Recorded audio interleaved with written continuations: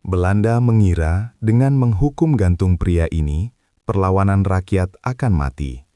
Namun, mereka tidak sadar bahwa eksekusi di alun-alun kota itu justru melahirkan ribuan pejuang baru. Ini adalah kisah tentang seorang pahlawan rakyat yang keberaniannya tidak ikut terkubur bersama jasadnya. Pakaian khas yang ia kenakan saat melawan ketidakadilan kini berubah menjadi lambang perlawanan abadi bagi rakyat kecil.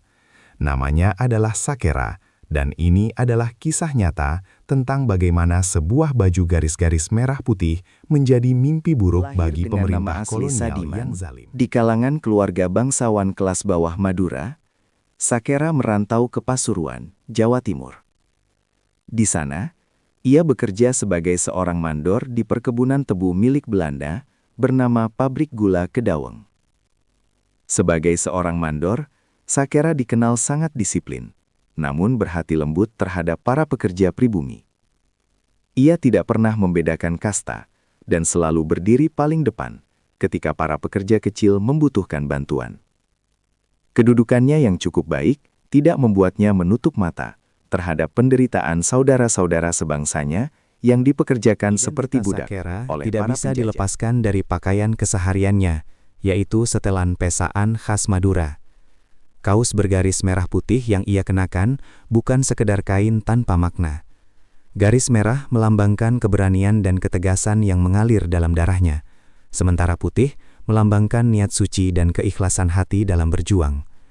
Pakaian ini sangat mencolok di tengah ladang tebu, membuat sosoknya mudah dikenali dari kejauhan. Bagi para pekerja pribumi, melihat kemeja garis-garis merah putih itu bagaikan melihat mercusuar harapan di tengah lautan penindasan kolonial Belanda yang kejam. Semakin hari semakin mencekik. Para administrator Belanda dan mandor-mandor bayaran mereka mulai memeras tenaga para pekerja tanpa ampun. Upah dipotong, jam kerja diperpanjang hingga malam hari, dan hukuman fisik menjadi pemandangan sehari-hari bagi mereka yang dianggap lambat atau membangkang. Sakera, yang menyaksikan langsung keringat dan air mata bangsanya diperas demi kekayaan negeri kincir angin, merasakan darahnya mendidih. Rasa keadilannya yang tinggi tidak mengizinkan dirinya diam melihat penindasan telanjang yang terjadi tepat di depan matanya sendiri setiap terjadi ketika manajemen pabrik memerintahkan perluasan lahan tebu dengan cara merampas paksa tanah-tanah pertanian milik penduduk desa. Sakera menolak mentah-mentah perintah tersebut. Ia dengan berani berdiri di hadapan para pejabat tinggi Belanda, menyatakan secara tegas bahwa tanah itu adalah hak milik rakyat, dan bukan properti pabrik. Penolakan terang-terangan dari seorang mandor pribumi ini sangat mengejutkan pihak Belanda. Ini adalah momen bersejarah di mana garis merah putih yang menempel di tubuhnya mulai dianggap sebagai lambang pembangkangan yang sangat berbahaya bagi stabilitas kolonial. Sakera terjadi ketika seorang penjaga pabrik asal Belanda menyiksa seorang petani miskin tanpa alasan. Sakera datang menerjang bagaikan kilat merah putih. Tanpa menggunakan senjata api, hanya dengan kekuatan fisik dan keberaniannya yang tak tertandingi, ia menghajar penjaga bersenjata tersebut hingga memohon ampun.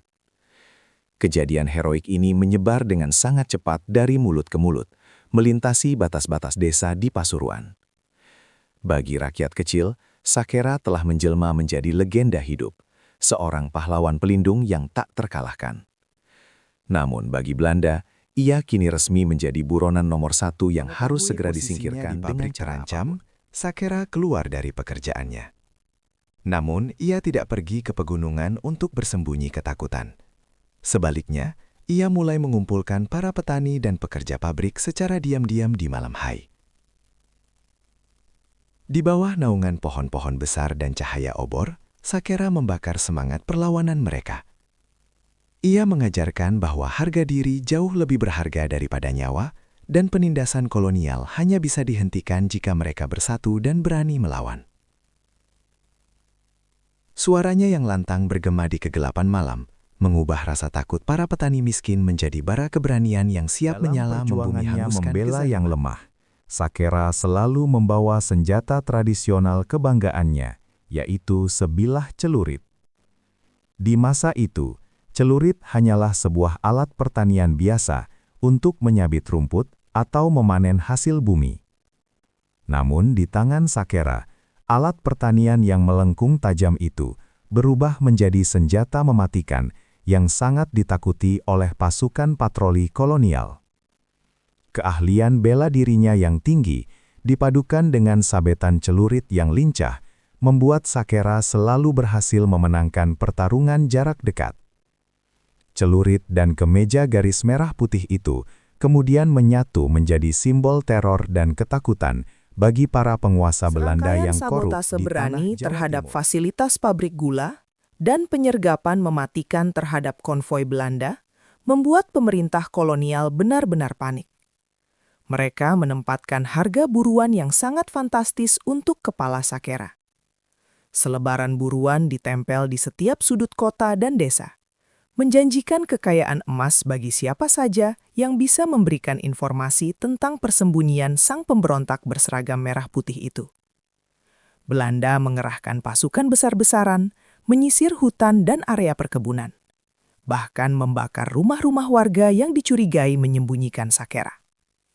Situasi menjadi semakin genting dan ruang gerak Sakera mulai dipersempit oleh patroli Sejarah militer kelam yang beroperasi seringkali tanpa mencatat kenal. bahwa pahlawan yang tak bisa dikalahkan oleh musuh di medan perang justru jatuh tersungkur oleh pengkhianatan dari dalam. Sahabat karib Sakera, seorang pria yang pernah ia tolong dari jurang penderitaan dan ia percayai sepenuh hati, ternyata tergoda oleh kilauan koin emas Belanda. Sang pengkhianat ini secara diam-diam menyelinap pergi ke pos militer kolonial dan membocorkan lokasi persembunyian rahasia Sakera, serta memberitahukan waktu yang tepat di mana ia sedang lelah dan tidak waspada. Rencana licik pun disusun dengan sangat teliti malam itu. Belanda tahu mereka tidak bisa melawan Sakera secara ksatria berhadapan muka, sehingga mereka harus menggunakan Di saat cara yang Sakera sangat sedang mengejutkan. tertidur lelap untuk beristirahat setelah berhari-hari menghindari patroli, puluhan serdadu bersenjata lengkap mengepung tempat persembunyiannya dalam diam. Sakera terbangun secara tiba-tiba oleh suara langkah kaki dan tembakan peringatan. Meskipun sangat terkejut dan kalah jumlah dengan perbandingan yang mustahil, ia menolak untuk menyerah begitu saja. Dengan celurit setia di tangannya, Sakera bertarung bak singa jantan yang terluka. Baju garis merah putihnya berlumuran lumpur dan keringat perjuangan. Ia berhasil merobohkan beberapa tentara sebelum akhirnya jaring besi yang dilemparkan dan hantaman popor senapan yang bertubi-tubi mendarat di tubuh kekarnya.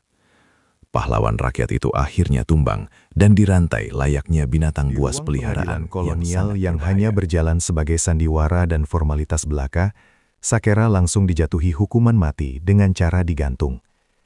Selama persidangan yang penuh dengan ejekan kasar dan tatapan merendahkan dari pihak Belanda, Sakera berdiri tegap bagaikan batu karang yang menantang badai lautan. Ia menolak keras untuk menundukkan kepalanya atau memohon ampunan kepada para penjajah. Dengan bangga, ia tetap mengenakan setelan pesaan dan kemeja garis merah putihnya, seolah menegaskan dengan lantang bahwa ia sama sekali tidak menyesali perbuatannya membela kaum yang lemah. Sikap diam yang berwibawa dan sorot matanya yang tajam bak elang justru membuat para hakim kolonial merasa sangat terintimidasi di atas kursi kekuasaan mereka akhirnya sendiri. tiba. Di tengah alun-alun kota Bangil, kerumunan besar rakyat kecil berkumpul dengan hati hancur berkeping-keping, melihat pahlawan pelindung mereka dibawa secara paksa ke tiang gantungan. Namun, ajaibnya, sama sekali tidak ada air mata ketakutan di wajah Sakera. Saat tali tambang kasar dikalungkan ke lehernya, ia memandangi rakyatnya satu persatu, mengukir senyum tipis yang mengisyaratkan bahwa perjuangan ini belumlah usai. Ketika tuas kayu ditarik dan raga Sakera akhirnya tergantung kaku, keheningan yang sangat mencekam menyelimuti seluruh alun-alun. Belanda merayakan kematian itu dengan pesta angkuh, merasa duri terbesar dalam daging kekuasaan mereka telah berhasil dicabut hingga ke akar-akarnya selamanya dari dan tanah Jawa Timur. piciknya kalkulasi para penjajah tersebut. Mereka mungkin telah berhasil membunuh raga jasad sang legenda, tetapi mereka gagal total untuk membunuh gagasannya. Darah yang tumpah ke bumi pada hari itu justru menyuburkan benih-benih pemberontakan baru yang jauh lebih masif dan liar. Kematian Sakera secara instan memicu kemarahan kolektif yang tak terbendung di hati rakyat. Para pemuda dari berbagai desa secara serentak mulai mengenakan baju bergaris merah putih yang sama sebagai bentuk solidaritas teguh dan deklarasi perlawanan diam-diam. Baju yang tadinya hanyalah pakaian sehari-hari seorang mandor, kini telah berubah wujud menjadi seragam spiritual para pejuang kebebasan. Setiap kali tentara Belanda berpatroli dan melihat garis merah putih, mereka dipenuhi teror, teringat akan hantu Sakera yang menuntut Nama balas. agung Sakera tetap hidup abadi, berdetak dalam denyut nadi budaya masyarakat Madura dan Jawa Timur. Pakaian setelan pesaan dengan kaos bergaris-garis merah putih telah diresmikan oleh pusaran waktu sebagai simbol identitas ketangguhan, keberanian baja, dan penolakan keras terhadap segala bentuk penindasan yang mencederai kemanusiaan. Sang mandor perkebunan yang budiman itu mungkin telah lama tiada, kembali ke haribaan bumi. Namun setiap kali kemeja garis merah putih itu dikenakan oleh anak cucu bangsa, jiwa kesatria Sakera bangkit kembali. Kisah hidupnya mengajarkan sebuah pesan kuat kepada kita semua, bahwa raga fisik manusia bisa dirantai, disiksa, dan digantung tinggi. Namun kebenaran dan keadilan yang dibalut dengan keberanian murni akan selalu menemukan jalannya untuk terus hidup melintasi berbagai zaman. Tak akan pernah bisa dibungkam.